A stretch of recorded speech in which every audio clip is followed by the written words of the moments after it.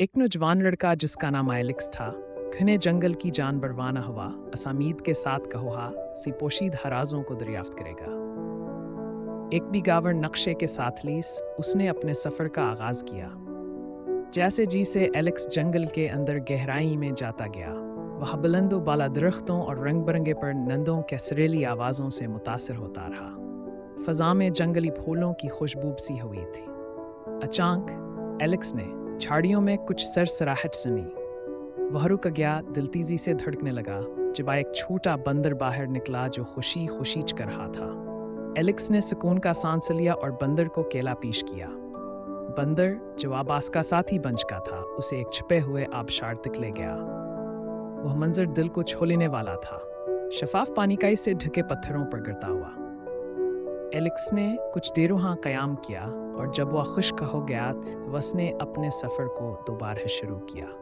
15 से पीछे रास्तों से लेकर एक कदीम खंडर तक ले गया जो बैलों में छुपा हुआ था। जिससे भरपूर एलेक्स ने इन खंडरातों को खंगालना शुरू किया, जहाँ से ऐसे नक़ाश मिले जो एक खोई हुई तहजीब की कहानी सुनाते थे।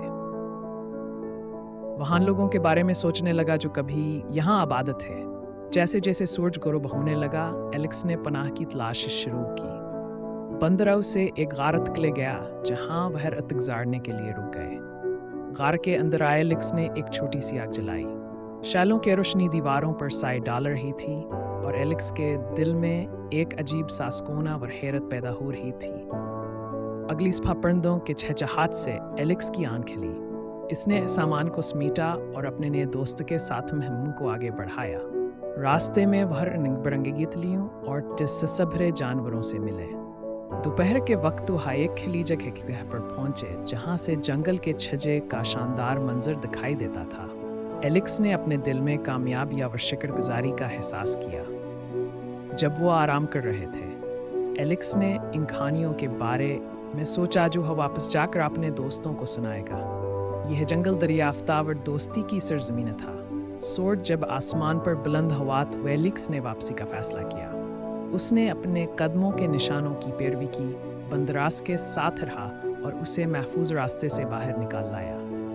जंगल से निकलते वक्त एलेक्स के दिल में एक साथ खुशियाँ और उदासी का मिला जुला एहसास था।